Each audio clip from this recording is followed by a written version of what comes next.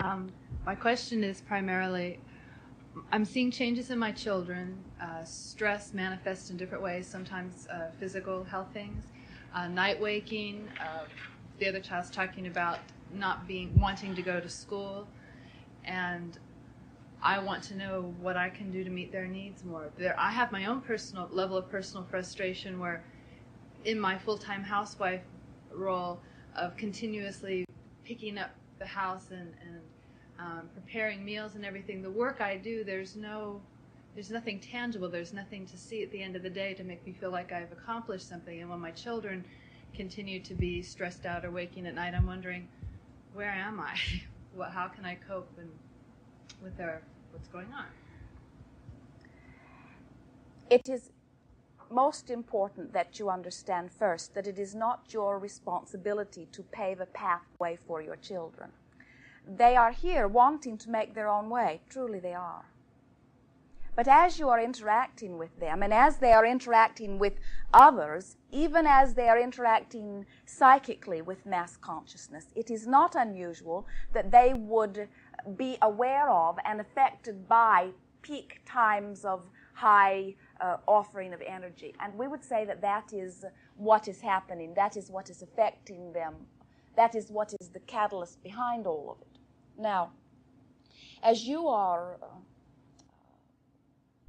already in a place where you are feeling a little bit out of balance, in other words, you're questioning your own rewards, you're wondering sometimes what it is all about, and they become part of that feeling also. We've been talking a great deal lately, and we believe that this will be very beneficial to you. As physical beings who have decided to be deliberate creators, most of you have this attitude, I will make it happen.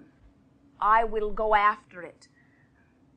A sort of distorted view of creation which says, here I am, and there everything else is, and I will pick out the things that I want, and then I will go get them and bring them into my experience. And so as a result, there is this feeling that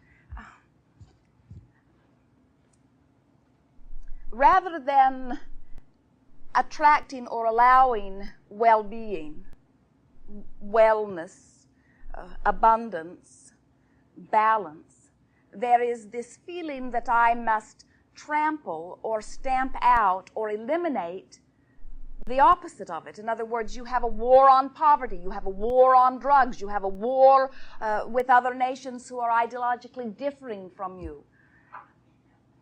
It is a basic misunderstanding that almost every physical being that we interact with holds at a very deep level that says, rather than saying, I seek and therefore accept my wellness, there is this feeling that I must get rid of dis-ease or imbalance. And that is a little bit the way you are approaching this issue even now. I'm wanting to recognize what is wrong so that I can do something about it.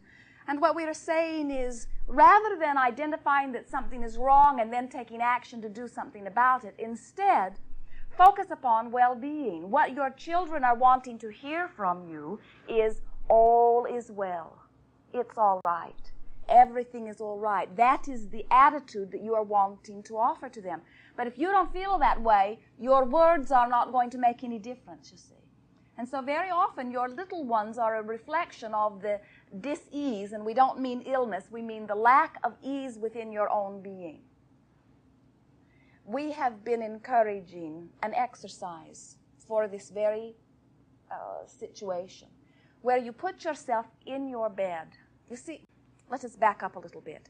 It is easy, as you are part of the physical world, to be aware of all of the things that are out of harmony with what you are wanting. Even things in your own life experience. We're not just talking about what's taking place on the other side of town or on the other side of the world. There are things near you and far away from you that are not all in harmony with what you are wanting. It is the balance of the universe. If you will put yourself in your bed at night and bring yourself inward, inward, inward, inward, inward, and focus upon how good the mattress feels beneath you. Focus upon how good the sheets feel upon your skin. Focus upon how sweet the air is smelling and how wonderful the temperature of your bedroom is. In other words, bring yourself to focusing upon the well-being that is obvious, that is close to you. Then what happens is, just like taking hold of a piece of a rope that is spliced into a bigger rope, that is spliced into a bigger rope, that is spliced into a bigger rope, your feeling of well-being will come upon you. What we've noticed with most of you, you pull a little bit of that feeling of well-being, but then you pull a little bit of that feeling of dis-ease. In other words, you're going 1 mile that way and 1 mile that way and 1 mile that way and 1 mile that way, until you never allow yourself to get any real positive momentum going. Try that. And Esther has been doing it. She has been intrigued by our offering to so many who are calling. And so for about a week now, she has been putting herself in her bed right before going to sleep and focusing upon all that is within her control and all that is well right there within her own bed. On the first night, she just felt good and drifted off to sleep. On the second night, she reached that place of feeling very good, but she stayed focused there longer before she drifted off to sleep. And this time, she began feeling as if she were on a sort of floating carpet, as if the entire universe was beneath her, you see. Eventually, on the third or fourth night, she described it as feeling as if she was beating with the heartbeat of the universe. In other words, the sense of well-being was so extraordinary, and as if she was being rocked to sleep in a cradle of well-being. You are following? Mm-hmm. Now, when you achieve that place of well-being, do you understand what you've accomplished? When you are in that place of feeling that, remember, it is not law of assertion, it is law of attraction. And so what is more important than that you bring yourself to that place where you know, at least for this moment, that all really is well, you see. And it is our promise to you that as you achieve that place of well-being, well-being is a very good word, isn't it? That place of well-being, that your children will feel it also. One dimension of it I'm becoming aware of as I'm doing this thing my mother did was nobody appreciates me. I work all day and have nothing to show for it. And I know, how can I attract appreciation from others if I don't appreciate myself? And yet we're in a state of transition with Paul trying to create a business and the girls going through all their changes, where I've put aside a lot of the activities that give me a lot of pleasure and excitement. Very bad idea. Yeah, and I'm not appreciating myself, and I'm just bringing out the worst in everyone. I know I'm a problem in my own home. You are not different from most in that much of that which you do because if you don't do it, there are negative repercussions. In other words, much of your motivation comes from your knowledge of what will happen if you do not. But it is not a very good idea. We would encourage you to make a decision that nothing is more important than that you feel good. Now, we are getting the cart before the horse just a little bit here, because it is our expectation that once you bask in the deliciousness of your well-being,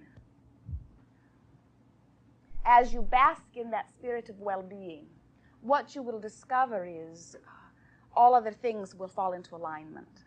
But now you are asking questions without having had an opportunity to bask in the spirit of well-being in a very concentrated fashion. Once you do that, many of the things that you would ask if we were to continue for another hour would be irrelevant. You are following? One more thing, and I'll hand it to Debbie.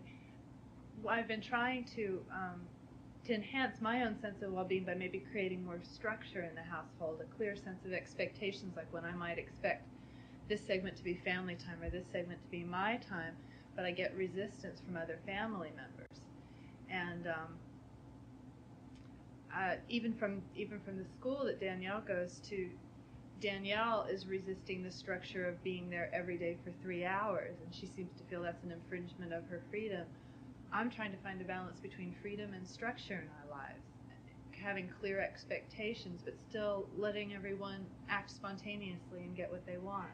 You're going about it backwards when you say, I'm wanting freedom and flow, and therefore I will assign this structure in order to get it. Because usually the reason for assigning structure is because there is chaos. And so from the perspective that things are chaotic, you assign structure, believing that it will lead to more smooth flow, when you are forgetting that any action that you take from perspective of lack almost always is counterproductive. And so again we say, get to your place of feeling better, and then let the ideas will flow to you about what to do. But if the ideas are flowing to you from your place of lack, then everyone is resisting. Where if the ideas flow to you from your place of feeling better, then there will be more harmony about it. Do not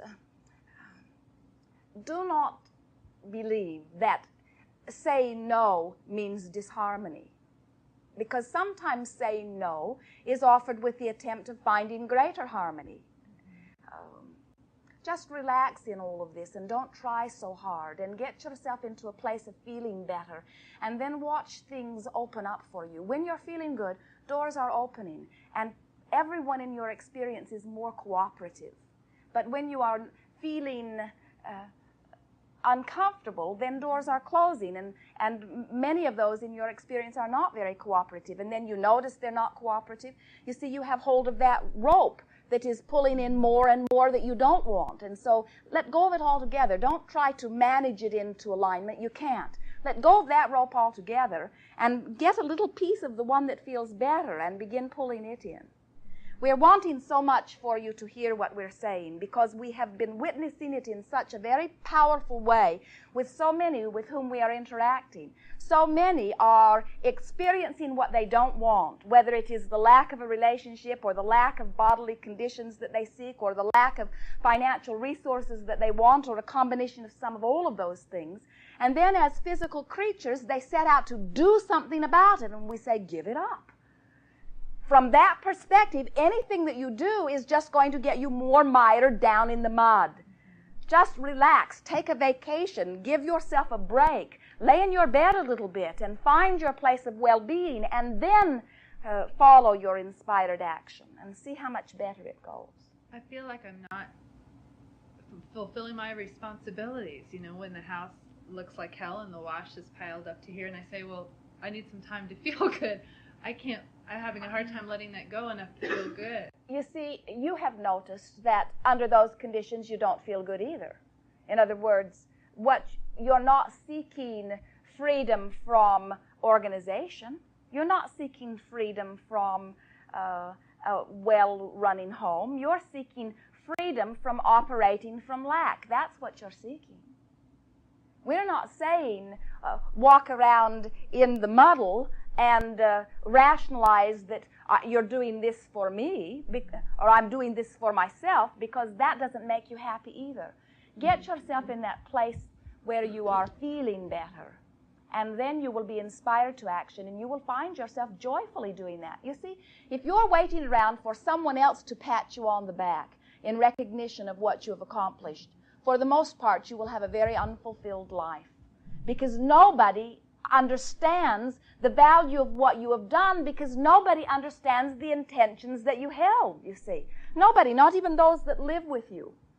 And so what you're wanting to do, we're going to offer this segment to you because you are at a pointed place of hearing it. Even though you may have heard bits and pieces of it before, this is what you are wanting to remember. Your inner being exists in a place of positive emotion. That is well-being. You might define it as security, knowingness, a feeling of love, a feeling that all is well, a feeling of strength, sureness, certainty. All of those words could be used to define the state of being that your inner being exists in. Your inner being has a perspective of much and of you. You have a perspective of much and of your inner being. Your inner being is always aware of you.